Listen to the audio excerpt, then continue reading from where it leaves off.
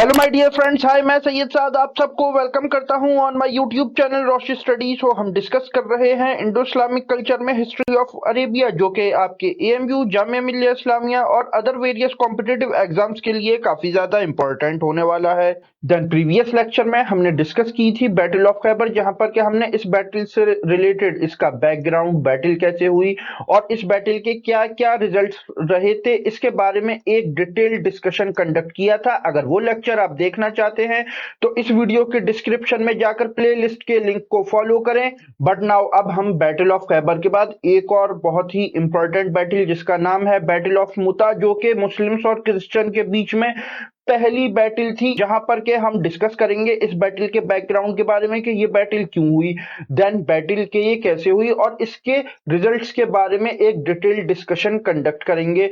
सो ये लेक्चर अगर आपको अच्छा लगे तो इस वीडियो को लाइक करें, शेयर करें, कमेंट करें और इसी तरह के इंफॉर्मेटिव कंटेंट के लिए सब्सक्राइब करें to our YouTube channel. But हमेशा की तरह लेक्चर स्टार्ट करने से पहले आप लोगों के लिए एक क्वेश्चन, और आपका सवाल है कि हजरत खालिद बिन वलीद, जिन्होंने कि सुलह हुदैबिया के बाद इस्लाम एक्सेप्ट किया था, प्रॉफिट मोहम्मद सल्लल्लाहु अलैहि वसल्लम ने इनको क्या टाइटल दिया था?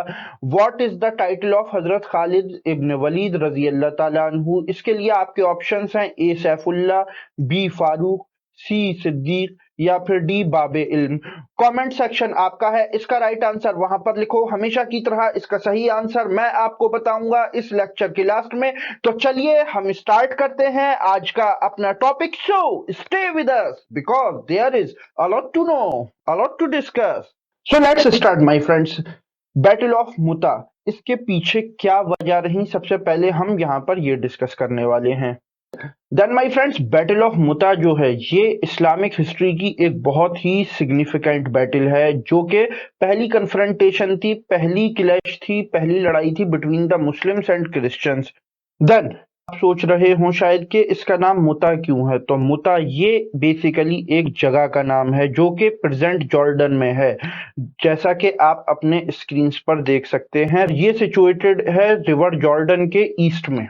देन जैसा कि मैं आपको बता चुका हूं इन द प्रीवियस लेक्चर्स के प्रॉफिट मोहम्मद सल्लल्लाहु अलैहि वसल्लम ने सुलह हुदैबिया के बाद से ही खत भेजने शुरू कर दिए थे, लेटर्स भेजने शुरू कर दिए थे अरब ट्राइब्स को, और अरब के बाहर जो किंग्स थे उनको इस्लाम को एक्सेप्ट करने के लिए, जिसमें कि उन्होंने वेरियस किंग्स को, जैसे कि ईरान के किंग को, रोमन एम्पायर के किंग को, जो कि उस टाइम पर बाइजेंटीन एम्पायर कहलाता था, या फिर नज्जाशी जो कि इथोपिया के किंग थे, उनको भी लेटर्स भेजे थे। अच्छा, जो बाइजेंटीन एम्पायर थी ये प्रेजेंट डे सऊदी अरब का जो नॉर्थ का पार्ट है, यानी कि यहाँ से लेकर और ये पूरा Egypt, Israel, Iraq, Syria, Turkey और ये पूरा बाल्कन पेनिनसुला, जिसमें कि Bulgaria, Romania, Greece, Serbia, Romania, Hungary, ये सारे कंट्रीज उसी के अंडर में आते थे। तो बाइजेंटीन एम्पायर का ये जो साइड था, यहाँ पर एक ट्राइब सिचुएटेड था जो कि डायरेक्टली अलाइन था बाइजेंटीन एम्पायर के साथ, और उसी का एक वेसल ट्राइब माना जाता था, और इस ट्राइब का नाम था गस्सानिद। सो ये जो गस्सानिद ट्राइब था ये अरेबिक क्रिश्चियंस थे। देन जब इस्लाम एक्सपेंड कर रहा था और प्रॉफिट मोहम्मद सल्लल्लाहु अलैहि वसल्लम सबको इस्लाम की दावत दे रहे थे, देन ये जो बनु गस्सान ट्राइब था ये आगे बढ़कर अब जो ट्राइब्स इस्लाम एक्सेप्ट करते जा रहे थे उनको परेशान करने लगता है और उनकी कुछ लैंड पर कब्जा भी कर लेता है। और इसके बाद पहले तो प्रॉफिट मोहम्मद सल्लल्लाहु अलैहि वसल्लम एक डेलीगेशन भेजते हैं, एक डिप्लोमेटिक मिशन भेजते हैं, ताकि वो इस मैटर को पीसफुली रिजॉल्व कर सके। किसके पास? गस्सानिद रूलर शुरहबैल इब्न अमर के पास। बट वो इस डिप्लोमेटिक मिशन को मिसट्रीट करता है और इसके एनवॉय को मार देता है।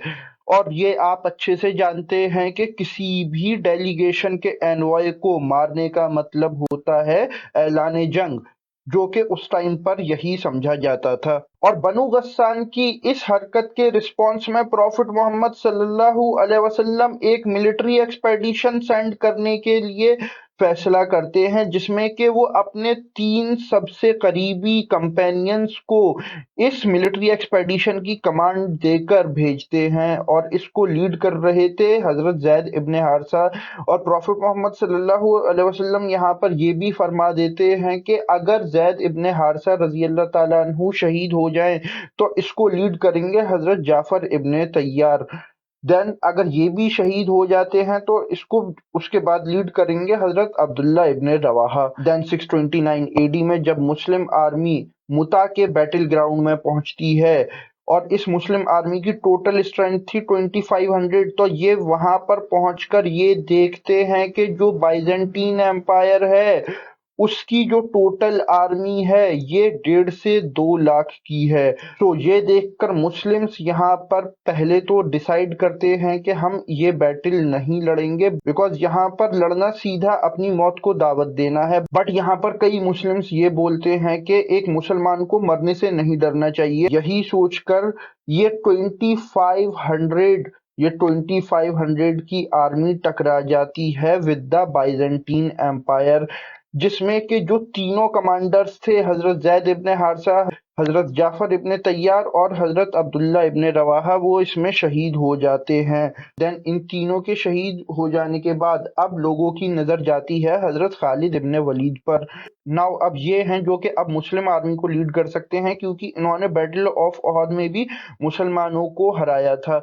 सो अब मुस्लिम्स खालिद इब्न वलीद को अपना कमांडर चुन लेते हैं, और हजरत खालिद इब्न वलीद को कमांडर बनाने का ये फैसला बहुत सही साबित होता है। यहाँ पर हजरत खालिद इब्न वलीद एक टैक्टिकल विड्रॉल करते हुए और मुस्लिम्स को और ज्यादा कैजुअलिटीज ना हो इसको इंश्योर करते हुए विड्रॉ कर जाते हैं सक्सेसफुली फ्रॉम द बैटलफील्ड।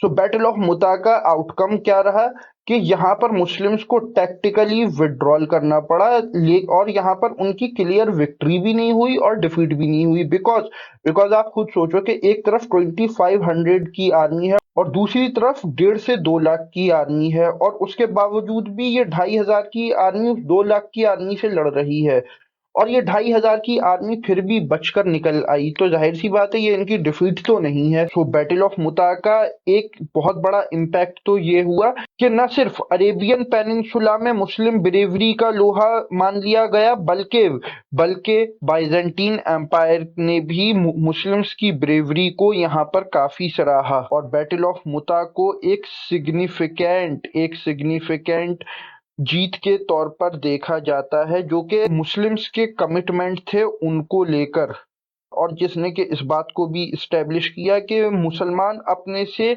कई गुना बड़ी आर्मी को कन्फ्रंट करने की एबिलिटी रखते हैं, जिसने के आगे चलकर और कई सारी मिलिट्री कैंपेन्स की इस रीजन के अंदर बेस डाली, और आगे जाकर बहुत सारी बाइजेंटीन टेरिटरीज को अपने कंट्रोल में ले लिया। और इसी सीरीज में एक बहुत ही फेमस बैटल हुई, बैटल ऑफ यरमूक, जिसके बारे में हम फिर कभी डिस्कस करेंगे।